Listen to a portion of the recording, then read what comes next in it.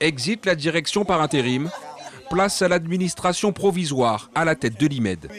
Alain Edmoun, qui fut notamment directeur général de l'association Eben, a été nommé par l'Agence régionale de santé.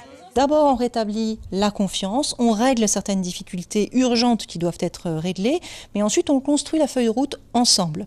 Et au cours des 6 mois, il y aura aussi l'élaboration d'une fiche de poste pour trouver un directeur pérenne à l'issue de l'administration provisoire, puisqu'une administration provisoire n'est que provisoire.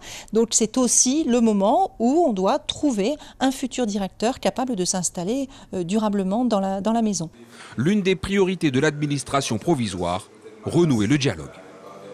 Aujourd'hui, la priorité, c'est de décoincer un peu ce conflit qui existe depuis un petit moment, faire le nécessaire pour qu'en tous les cas, la prise en charge j'ai tendance à dire des clients ou des usagers de l'institution soit le plus rapide possible dans les meilleures conditions.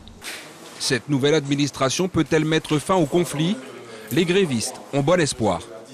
Nous n'avions plus d'interlocuteurs pour aller au bout de cette négociation et d'arrêter des points qui vont être mis en œuvre et surtout suivis de manière très rigoureuse pour que nous n'ayons pas à refaire chaque année le même exercice parce que ce n'est jamais agréable de se mettre en grève.